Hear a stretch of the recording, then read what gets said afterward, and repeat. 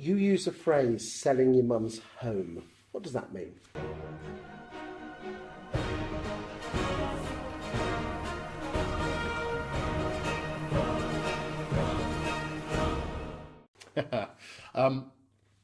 It basically means having the same level of respect, trust, loyalty, care, duty, all of these words.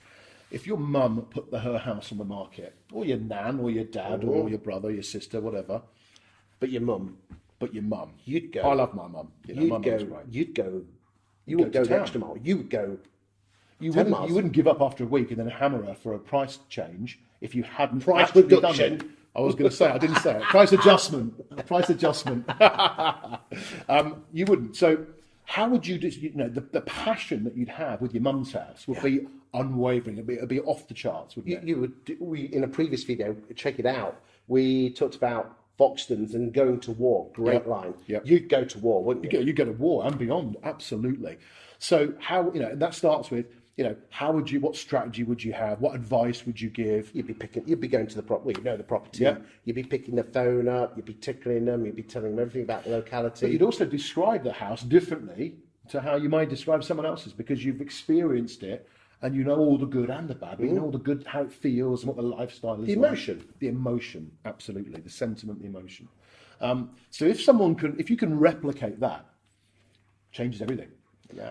Yeah, from the start to the end, because you wouldn't give up after a week. Well, you wouldn't. You'd say, I've got a lounge and it's 12 foot by 8 foot. You'd say, oh, it's a lovely lounge. It's got a lovely Christmas in there with all the family round. Patio doors. Absolutely right. It's funny, isn't it? So if you treat everyone's home that you're privileged to sell, you're helping these people move, like it would do for your mum's house, we wouldn't have. So that's got to start with every neg going to see every property. Definitely. And in reality, if it was possible, every neg meeting the owner of the house and having a chat with them. Definitely. Being proper tour guides when they do viewings. And I'd have every viewing would be accompanied. I'm stickler on that. I'd have, I know some of the industry talks about time and all this, but I don't understand that. Doing a viewing for somebody on someone's home is a key moment in the transaction.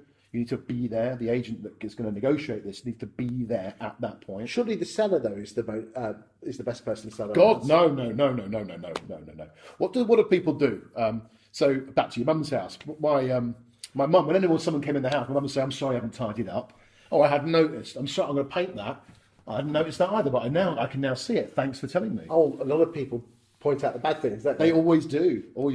I make a joke of it with when I'm listing houses, and I say to the owners, we do the viewings, and we're going to lock you in the cupboard, or you need to go out, and if you've got a dog, you need to go and walk it, or whatever. Ideally, what you do, of course, is you have a block viewing day, an open invitation day, whatever it might be, to save, which you do for your mum.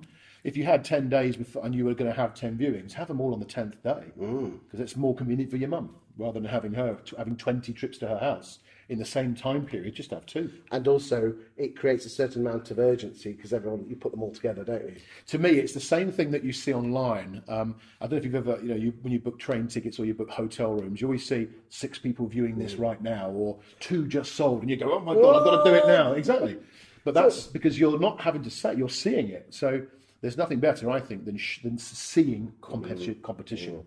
Because it drives. Yeah, my client Luke Sinclair at Knightsbridge, he does exactly that. He went to Australia, who I think are light years ahead of us in some aspects of estate agency, and he bought them. And he has like a detailed 20-point plan on these open houses, and he's beat them up with shitty sticks. Yeah, I agree. And I tell you what, down to little things, he actually I'll give you this back to you.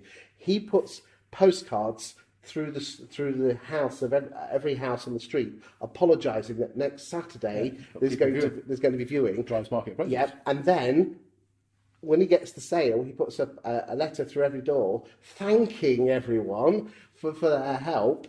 Great. That's exactly what you want to do. Promoting and what you're doing is you're showing, creating trust and confidence. This is the agent that sells the house like yours, Mr. Vendor. So if you ever want to do it, give me a call. Fantastic. Yeah, I definitely agree with that. Cheers for that. Cheers. Welcome.